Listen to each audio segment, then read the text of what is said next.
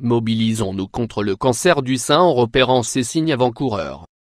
En général, un cancer se traduit par la multiplication de cellules anormales dans le corps et pour ce qui est du cancer du sein, ces cellules peuvent soit stagner dans le sein ou se propager. Cette maladie est la plus courante et la plus diagnostiquée mais aussi la plus mortelle puisqu'une femme sur 27 atteinte d'un cancer du sein en mourra, s'il n'est pas traité à temps. Chaque année en France, 34 000 cas de cancer du sein sont diagnostiqués. C'est un cancer très rare à 30 ans mais plus fréquent entre 45 et 75 ans.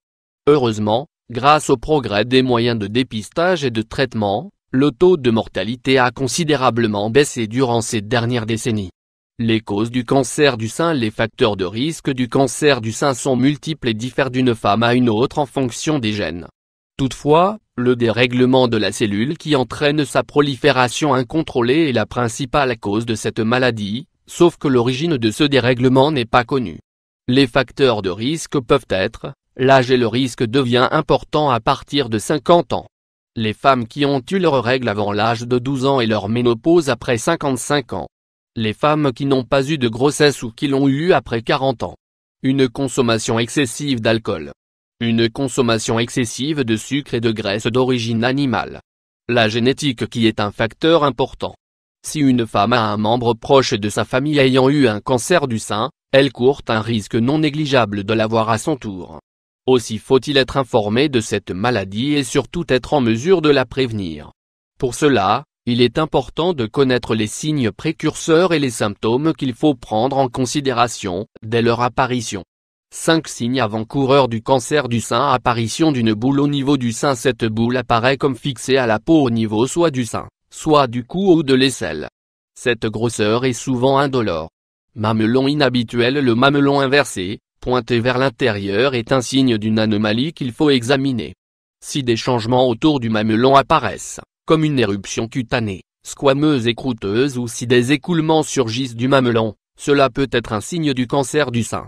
Changement de la forme du sein. Un gonflement inhabituel ou une diminution de la taille du sein doit être un avertissement et pourrait éventuellement être un signe de cancer.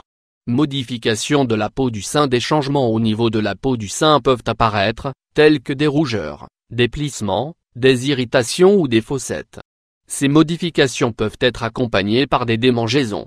Douleurs. Des douleurs peuvent parfois être accompagnées d'une sensibilité au niveau du sein. Ces douleurs peuvent être persistantes et en dehors du cycle menstruel. Quels sont les symptômes tardifs du cancer du sein?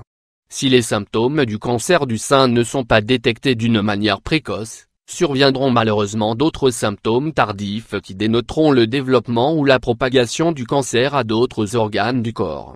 Moins toux persistante ou essoufflement.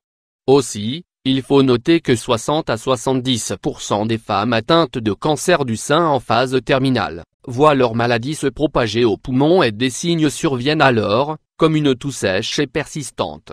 Moins maux de dos et douleurs osseuses. Ces douleurs apparaissent au niveau des côtes, de la colonne vertébrale et du haut du dos. Moins perte d'appétit ou nausées. Moins perte de poids inhabituelle. Moins fatigue persistante qui ne disparaît pas, même avec du repos, et elle est souvent accompagnée de troubles du sommeil et de dépression. Moins incontinence de la vessie. Moins veines visibles sur le sein.